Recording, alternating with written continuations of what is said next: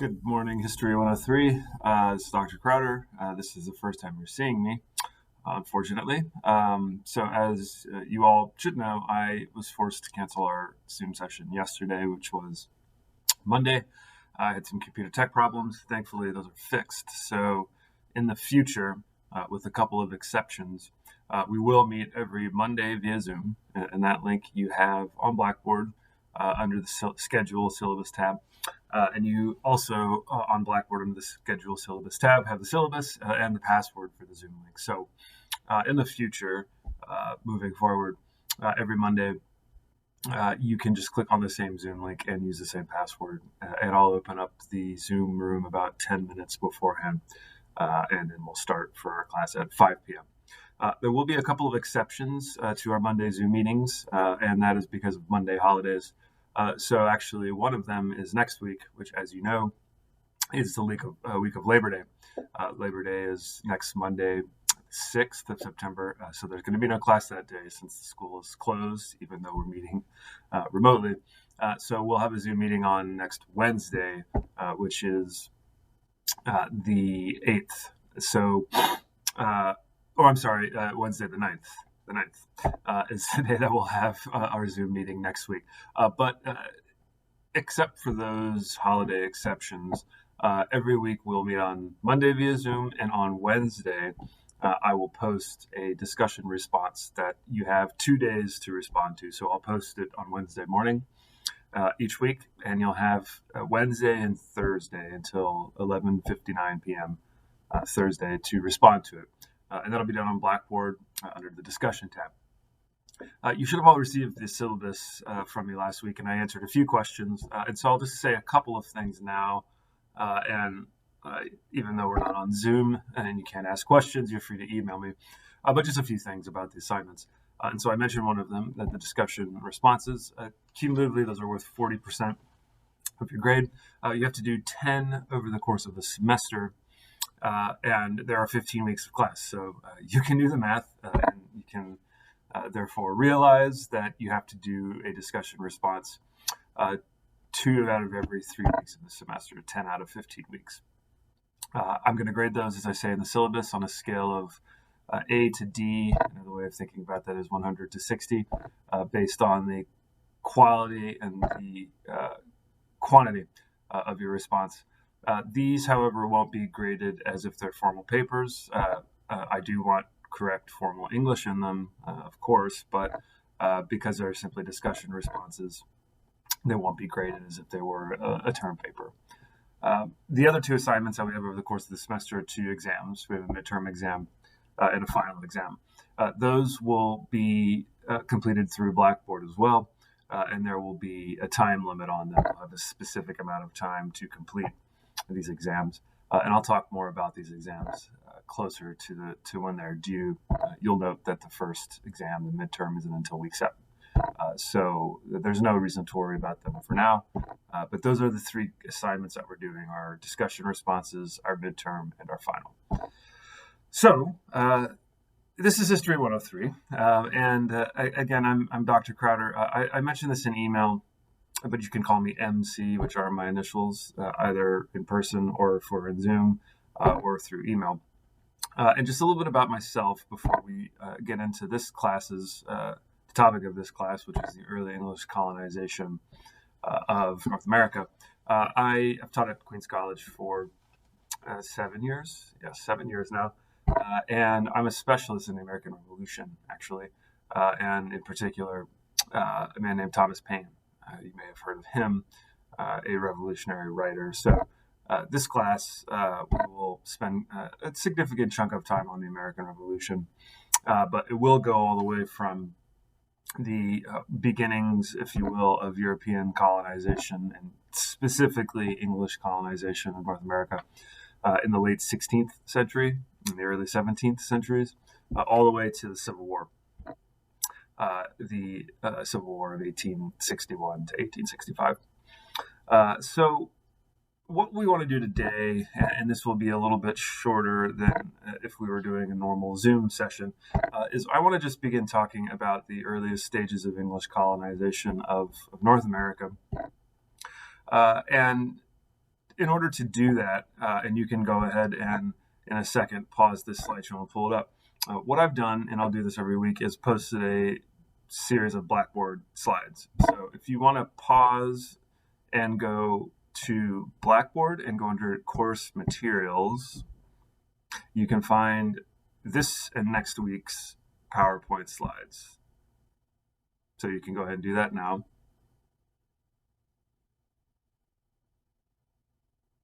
And if you paused, now I'm back. So if you can go and pull up that PowerPoint slide and you can follow along with it for today. In addition to when we meet via Zoom in the future, what I'll do during Zooms is sort of flip back and forth between me and sharing my screen that has the PowerPoint slide on it. So I would suggest you have it open just so that you're able to follow along. If I'm sort of jumping back and forth and it's getting difficult for you to follow along, then you can have the PowerPoint slide with you. I also suggest that during our classes, you have up on a tab the course textbook, which is called American Yop. It's an online textbook that's totally free. Each week we'll be reading a chapter of that, and it's going to be handy for you, especially for our Zoom meetings, to have that week's chapter up on your tab, on a tab on your computer, because I'll refer to it from time to time. I'll refer to images, for example, and text. I'll also refer to primary sources that are contained in the website American Yop, which you can find in every chapter that we'll be reading. And just one point, it's something that's been asked already. There are 2 volumes of American Yop. There's volume 1 and there's volume 2. So if you go to the homepage, you can see volume 1 on the left, volume 2 on the right. Don't pay attention to volume 2. That has nothing to do with our class. We're reading volume 1. So that's chapters 1 to 15, or 1 to 14, I should say, in our case. Don't worry about volume 2. Now I just want to go ahead and start with the subject for today, which is, as you pull up the very first title slide, you'll see is called Establishing English America, the Chesapeake. And so the purpose for the next about 25 minutes or so is for me to just begin to introduce some of the major themes about the early English colonization of the Chesapeake. And next week, which we'll meet next Wednesday via Zoom, because as I said, next Monday is Labor Day, we'll discuss the second half of this slideshow, which is establishing English America, New England. So for today, we're going to cover about the first, let's see, as I scroll through about 5 slides of text, and there are a couple of images as well. And what I'm going to talk about today corresponds to material in Chapter 2 of American Yop, a chapter called Colliding Cultures, which I asked us to read for this week. So before getting into discussing more detailed subsequent slides besides the title slide, I just want to make a point about what the Chesapeake is. If you're not familiar with it, it's a bay. It's a geographical term that describes the Chesapeake Bay, which is on the eastern seaboard directly to the south of us, to the south of New York.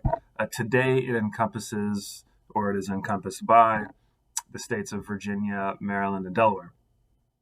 So historians like myself refer to this region as the Chesapeake, and when we're talking about early English colonization of the Americas. But really, when we speak of the Chesapeake, and certainly here today, but when I speak of the Chesapeake, I'm really talking about the foundation of the first permanently successful English colony in North America, and that is Virginia.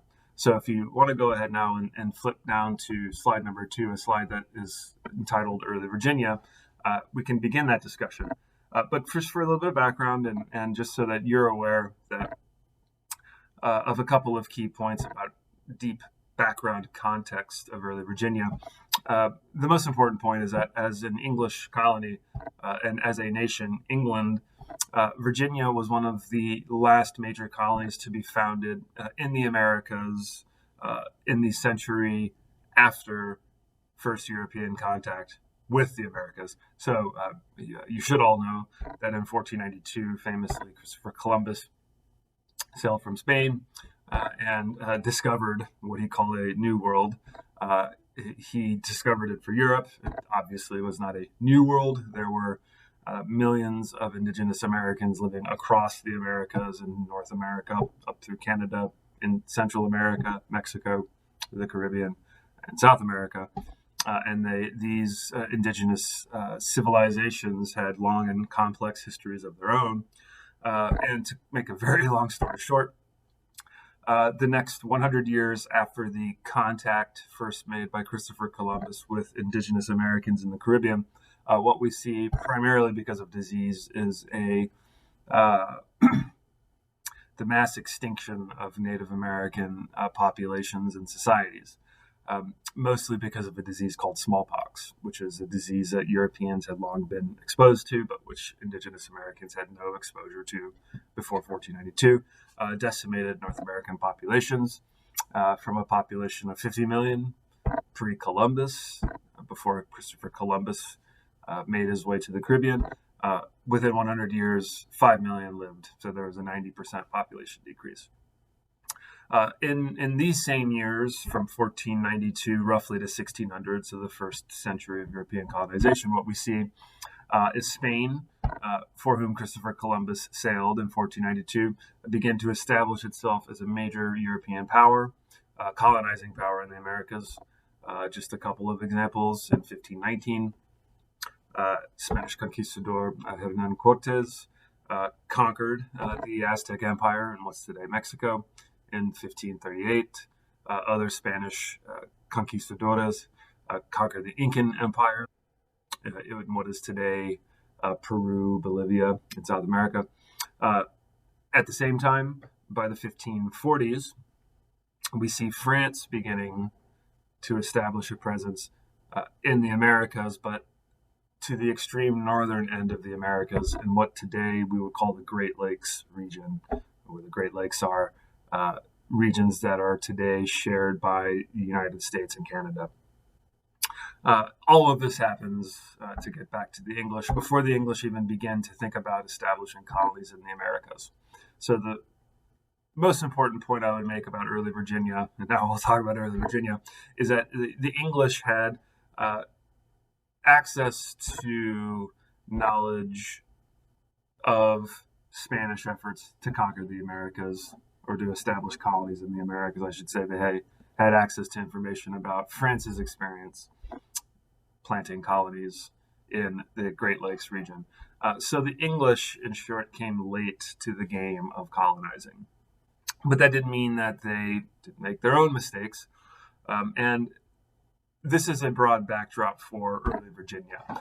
So early Virginia was a colony that was founded by a company that was called a joint stock company. Joint, as in your elbow, is a joint. Stock, like the stock market, a joint stock company that was called the Virginia Company, that was founded in the year 1606.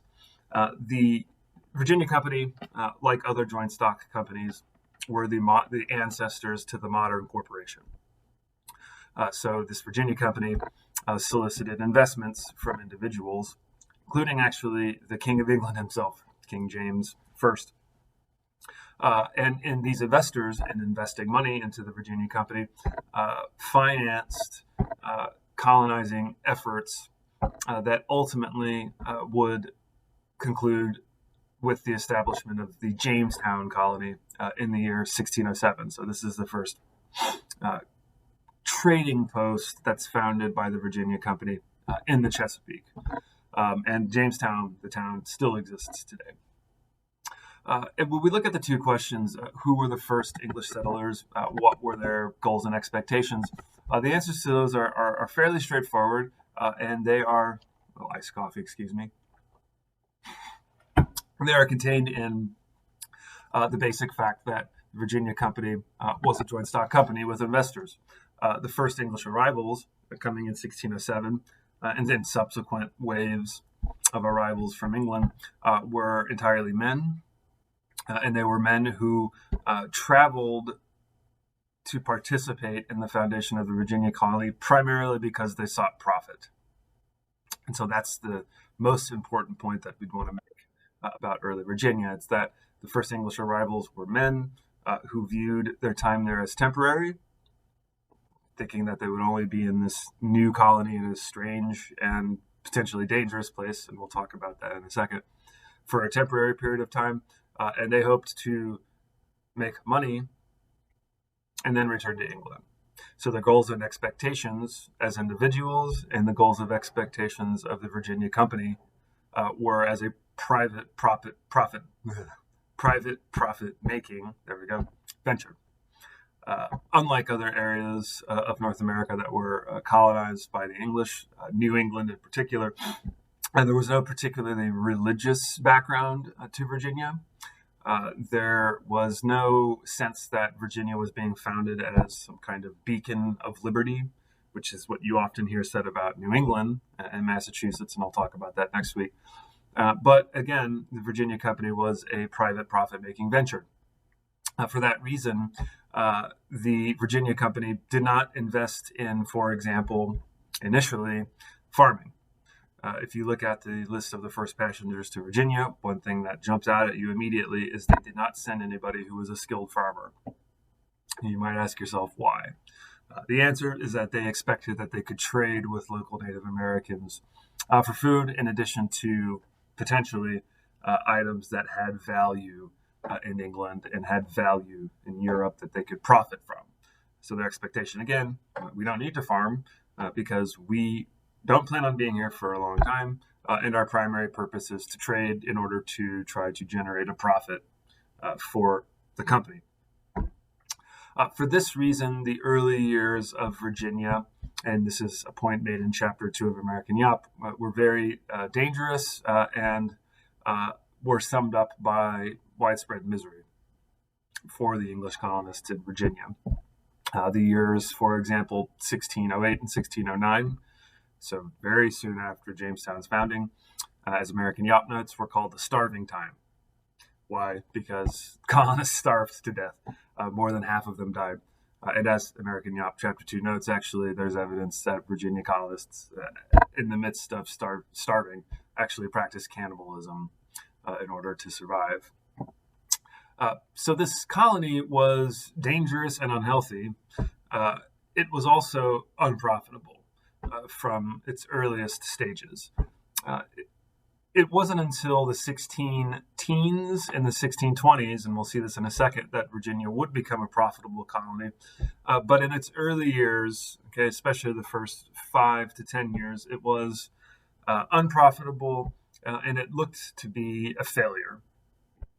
It was very difficult to convince colonists to move to Virginia voluntarily, so much so that the Virginia Company began making steps to transition the colony from being a private company-owned profit-making venture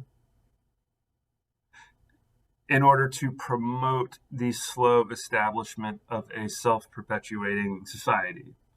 So that's what the bullet point from company to society means, that the Virginia Company, seeing that the colony was becoming a failure, began to take steps to encourage people to come to Virginia.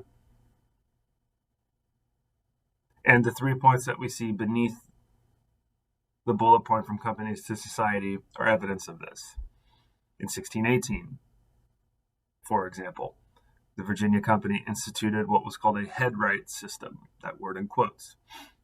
This was a system that was intended to encourage immigration to Virginia by offering inducements, land grants to landowners already living in Virginia who would pay for immigrants to come to the colony. So the headright system offered an additional 50 acres of land to any landowner already in Virginia who would pay for an immigrant to come to Virginia. This, by the way, would ultimately lead to Virginia becoming a colony in which a very small number of elite men controlled a massive amount of the most productive land. That's a process that would happen over time. In 1619, the second subpoint you can see, the Virginia Company agreed to allow the colonists to create their own lawmaking body, legislative body. This is called the House of Burgesses, composed of elite Virginia landowners who were given the both opportunity but also responsibility to make laws for the colony of Virginia. It's at the same time that the legal system that reigned in England, called the common law system, was also implanted in Virginia. So we're seeing this colony become aligned with the legal systems of the mother country. Before 1619, all the laws and regulations of the colony were made by the company's board of directors, not by the colonists themselves. And finally, the last step in the transition from company to society, from private profit-making venture to English colonial society, is that the Virginia Company folded and the colony was transferred to the authority of the King of England, King James I. So Virginia, more than 15 years initially after its founding, finally becomes a so-called crown colony or a royal colony, meaning that it became fully under the authority of the state itself. So go ahead and flip to the next slide, if you will, because I want to now transition into a discussion of the relations between the Virginia colonists and indigenous Americans who lived in the Chesapeake region and, as you know, had lived there for centuries. Because the English did not show up unopposed. They did not come to an empty land. They, in fact, as I suggested earlier, came to Virginia hoping that they would be able to trade with local Native Americans, as I said earlier, to attempt to generate profits through trade between Virginia and Europe. Having said that, the early English colonists also believed that they were what today we would say biologically and intellectually superior to indigenous Americans, whom they called savages. And savage was a term that 17th century Europeans used to describe non-Christians. And the English, therefore, from the earliest stages, committed acts of violence against indigenous Americans in the Chesapeake region, even as they attempted to trade with them. So there's a little bit of a contradiction. The Jamestown colony, the Jamestown settlement and the colony of Virginia needed local Native Americans to trade, and yet they also committed acts of violence against those same people. Yet another piece of evidence that suggests that early Virginia was largely a failure. The local Native Americans in the region were called by the English the Powhatan. Today, historians have now a fuller understanding of these people.